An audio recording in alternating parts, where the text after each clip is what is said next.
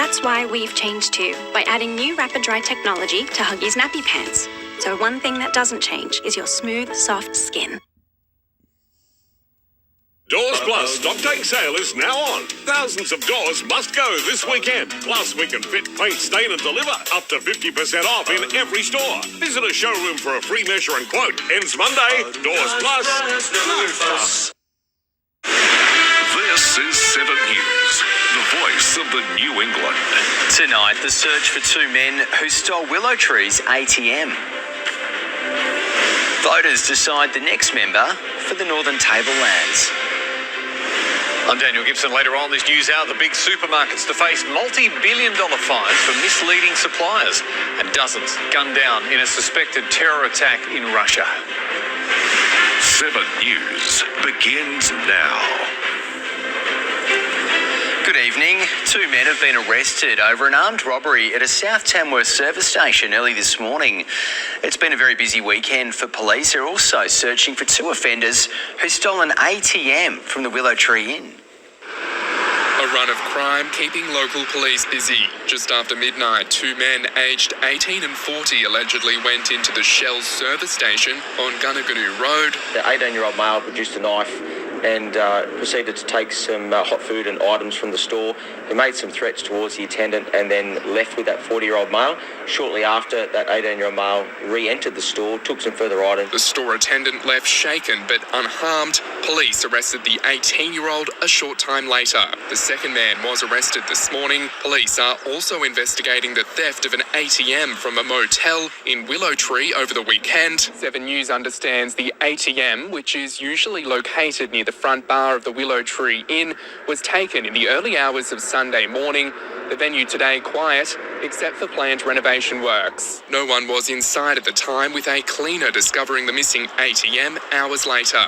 Police believe two men loaded the machine into a blue ute. It was located yesterday afternoon in Quapolly Dam, just under an hour away. Detectives have CCTV of the incident and have set up a strike force to investigate. Strike Force Pell is an investigation established by the Oxley Police District to investigate the ATM theft from Willow Tree overnight, but also is investigating a number of other incidents that have occurred in those areas over the past couple of months. Locals have told 7 News similar incidents have occurred in the local area over the last few months, with the strike force expected to examine if they're linked. It's left some Willow Tree locals without easy access to cash. Came down to use the ATM and realised it's not there, so and the problem is it's so hard to get cash from anywhere now. I'll have to drive 20 minutes into Corindai just to use an ATM. James Carter joins us now from Tamworth. And James, have there been any developments? Nick, police are continuing to appeal for information about the ATM theft and are urging anyone with dashcam footage to come forward. They are yet to locate the blue ute or the two men, while the recovered machine will undergo forensic examination. Okay, thanks for the update, James. That's James Carter reporting for us tonight. The Nationals have secured the seat of the Northern Tablelands as Brendan Moylan begins his new career as an MP. The former Moree solicitor says he'll fight hard from the opposition benches to better the lives of communities in the electorate. A solicitor with no political background, but last weekend the public voted him in as the next member for the Northern Tablelands. It's an incredible honour, really, to be elected to represent your local community. The Nationals MP won 67.34% of the primary vote and 85.4% in the two-party preferred. I thought the Nationals would, yeah. I was pleased. I voted for him. I think he'll do a good job. There's no rest for the new politician.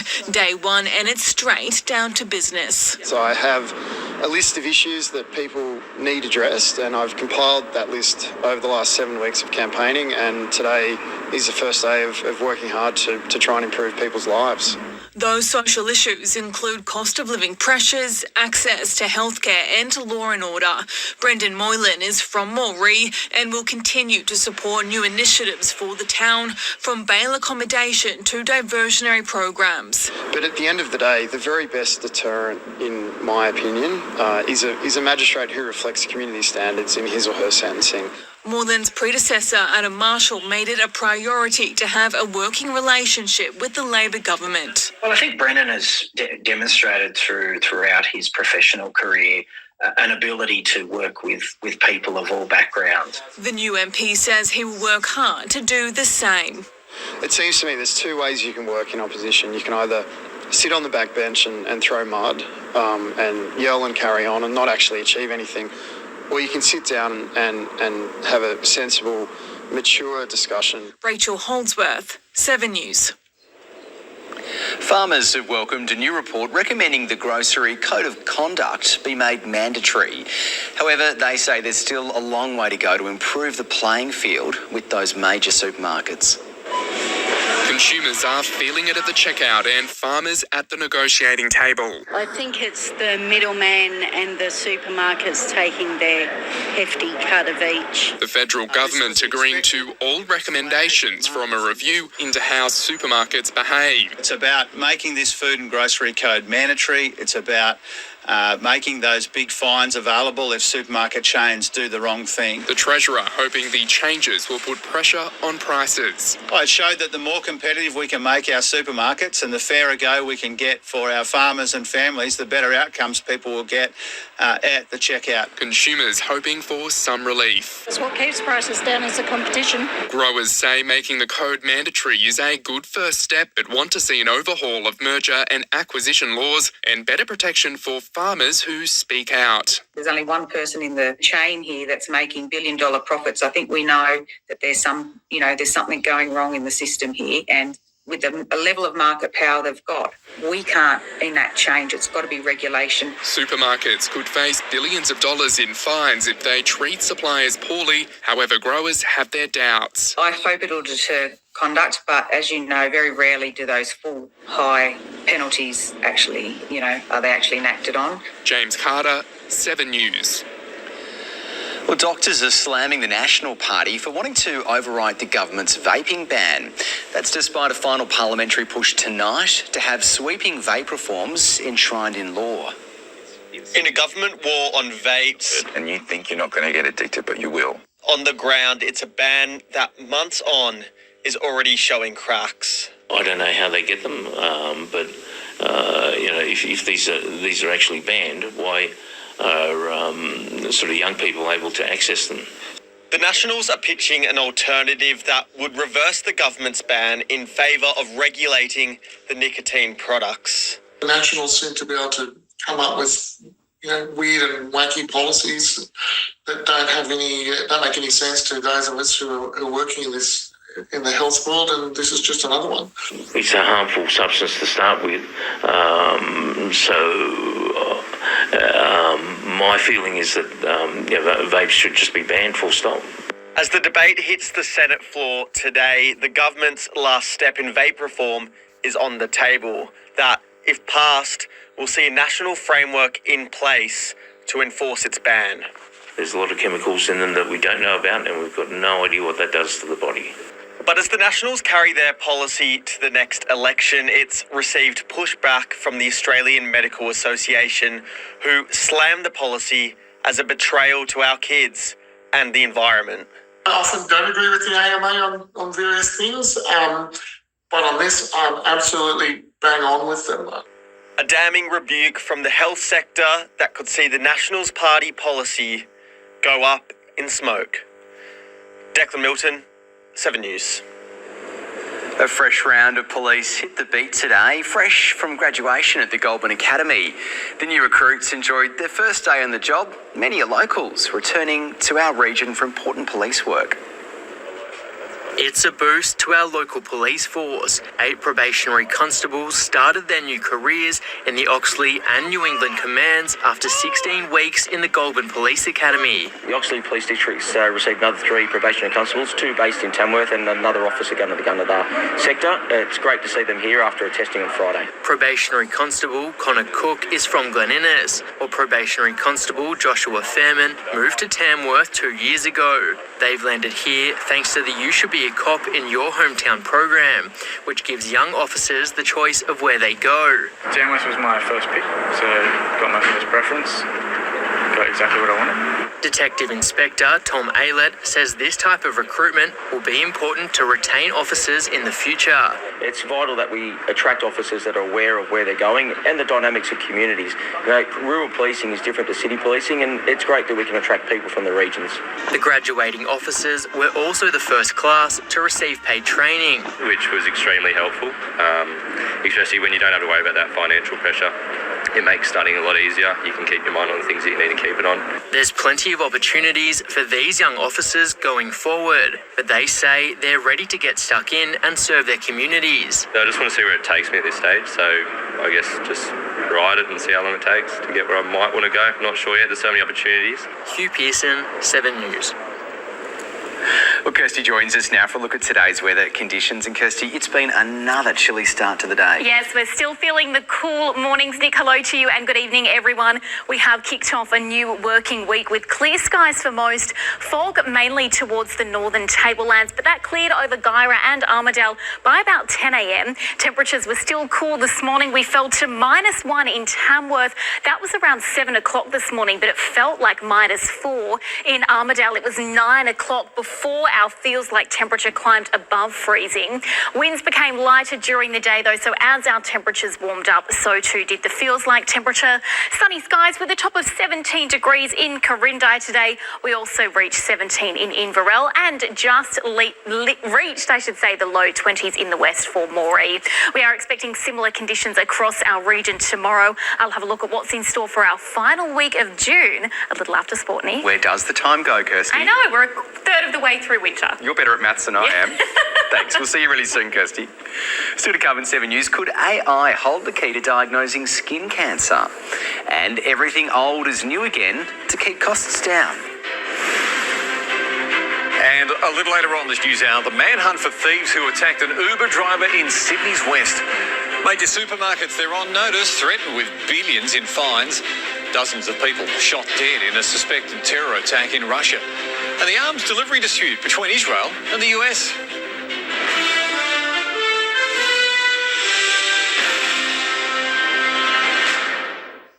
Welcome back. Queensland researchers are leading a study using AI technology to improve early detection of skin cancer in regional patients. The project aims to create a national targeted melanoma screening project. It's a new project that could be the answer to improving and speeding up skin cancer imaging for regional Australians. The machines pick up every skin spot and lesion on the body. And so this new study now is looking at using artificial intelligence algorithms to analyze those skin spots. The project, led by the University of Queensland, has secured $3 million from the Medical Research Future Fund to begin the study in the regions. Researchers are working towards changing skin cancer rates. Long term, what we are hoping is that we are moving towards a targeted melanoma screening program, which would involve every Australian from a certain age. The research will be conducted at 9 regional hospital and health centres across Queensland, New South Wales and Victoria over the next 4 years. Here in Queensland, funding will go to Mount Isa, Sunshine Coast and Cairns Hospital. The earlier the cancer is diagnosed, the better the survival outcomes. George Backledge, 7 News.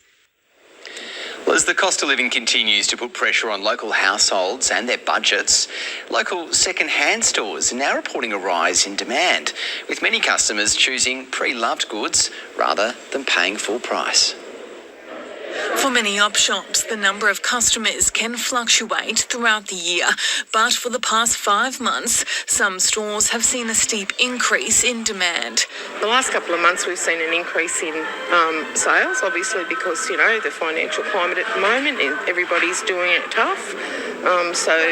They shop somewhere, so thankfully they're choosing one of a kind. With interest rates at 4.35% and the cost of goods dramatically rising since the COVID pandemic, communities are feeling the pinch. So many are deciding to purchase second-hand items instead of buying brand new at a full price. Yes, clothes are always our biggest seller, but it's very much across the board. We sell because we have furniture and we have electrical. Country Auctions in Tamworth opened 19 years ago and has continued to see a large demand.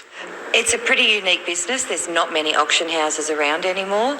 So we do actually get not just Tamworth people, we get people travelling from quite a distance to come and purchase on auction day. Most items on offer would be less than half to what you would pay at full price. Another reason playing a part in the rise of second-hand items is Australians being more environmentally conscious. Everybody's becoming more conscious of the, recycle, reuse, rethink what you're doing with things. Rachel Holdsworth, 7 News. Still to come in 7 News, Newcastle proves a happy hunting ground for rising Muay Thai talent, and the Thunderbolts' red-hot form continues. Tomorrow on Sunrise, inside my health scare. It's a condition that affects millions of Aussies in their lifetime. I'll show you the incredible new technology that picked it up and how I'm treating it. See you in the morning. Welcome back. The Tamworth Thunderbolts have continued their unbeaten streak against the Springwood Scorchers. They'll now turn their focus to this weekend's double fixture against the Moss Vale Magic and Goulburn Bears. The Tamworth Thunderbolts got off to a slow start in their 108-66 win against the Springwood Scorchers. 2 early turnovers meant the Bolts had work to do early on. Baskets were hard to come by for Tamworth in the first quarter. That changed as their team-focused defence helped them find their rhythm on the fast break. Tamworth took a 17-point lead over Springwood going into half-time, but things started to come together in the second half for the Thunderbolts. Jem Herbert-Rice and Jake Dawson led the scoring for the Scorchers with 19 and 24 points respectively, but they were no match in the end as Maxwell Clark, Garrett Young and Tom Parsons dominated the scoring with 22, 24 and 21 points each. The Scorchers will walk away with some positives and plenty to learn from. We came up with 7 blokes, only 6 hit the floor, so it was always going to be a tough game, but I think we did all right. There's a lot of positives out of it. Tamworth will turn their focus to this weekend. The Thunderbolts will return to the Sports Dome as they take on the Moss Vale Magic on Saturday and the Goulburn Bears the following day. Hugh Pearson, 7 News. Well, it was a week of upsets in local sport. The Central North Rugby Union ladder leaders were knocked off their perch after Narrabri handed Moree their first loss of the season. Narrabri came away with the points after a hard-fought game, beating the Bulls 38-31. In Group 4 Rugby League, North Tamworth Bears were handed their second loss of the season by Boggabri, who won 40-24. The Bears, who now sit third on the table, will look to bounce back next week as they take on ladder leaders Moree. Armidale Rams coach Clary Moran has been suspended by New South Wales Rugby League for 10 years. An independent judiciary found him guilty of a serious code of conduct breach for acting in a way that was contrary to the spirit of the game. An application to seek leave to appeal by the Armidale Rams was not granted. New South Wales Rugby League says it respects the judicial process and will make no further comment. Colt Northey has continued his winning ways in Newcastle at the weekend's Mayhem Fight Series. The Muay Thai fighter came up against Dylan Thomas for the title trophy belt. 2 out of 3 judges voted in Northey's favour after the 5-round bounce went the distance. Northey is yet to lock in his next fight and is currently weighing up his decision to go pro. Well, are there more cold starts on the way? We'll find out next. Kirstie's back. She's got your local weather.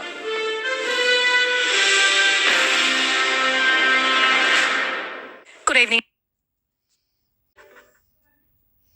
evening, everyone. A high-pressure system is keeping skies mostly clear and settled through the start of this week, but showers are on the way. Easterly winds helping produce wet weather over the northeast. That is ahead of a series of troughs that will cross the state during the second half of the week, triggering moderate rain, firstly through southern and central districts as this trough moves east across the weekend. And we can see that upcoming rainfall in a band of rain stretching from the northeast of the state through to the southeast, but around 15 to 25 millimetres is still likely through the New England and the northwest, mostly heading into the weekend. It should remain fine and settled tomorrow, though. A cool morning could lead to early frost, but that clearing to a sunny and settled day. Winds mild too out of the northeast and the northwest, strongest in the morning and becoming a light breeze as we head into the evening. Temperatures reaching the mid to high teens, even the 20s through parts of the Upper Hunter. Showers are forecast to increase a little as we head into Wednesday. That's ahead of those heavier showers for the weekend. 22 degrees in Moree, a top of 21 through Walgett with a couple of millimetres of rain. But storms are likely to develop. If those storms become severe, there is a chance of isolated heavy rainfall totals. A breezy morning, but again, winds easing into the afternoon. A top of 16 in Armidale and a top of 19 degrees in Inverell. There is still a chance of some lingering showers into Thursday morning with possible storms too, but by the afternoon, those conditions should ease, becoming partly cloudy. Corinda, some patchy cloud and a maximum of 18 degrees, a top of 19 through Murrurundi and a top of 15 in Walker, a couple of degrees below our June average. If we look now to see what's in store for the second half of this week, as we can see, showers increasing, looking heaviest through Sunday and into Monday. Certainly a wet second half of our weekend on the way. Some drizzle over the next few days, but these temperatures quite a few degrees above our June average. Nice to see some mild maximums despite some drizzly weather tuning. It certainly is, Kirstie. Mild maximums will take them. Yes, we sure will. All right, now for a quick look at fuel prices around the region. The best run leaded in Tamworth is $1.88 a litre. Diesel is $1.89. In Armidale, the best run leaded is $1.95. Diesel is $1.96. Shell and Mobil in Gunnedah have unleaded for $1.79, and there's plenty of competition for diesel with Shell, Lowe's and the Railway Avenue and Boggabri Road Independence all selling for $1.89. And in Moree, Ampol has unleaded for $1.94. And that is your local news for tonight. You can always catch up on 7plus. Right now, Dan's got your latest national news. Enjoy your night. We'll see you tomorrow night at 6 o'clock. See you then. Thanks.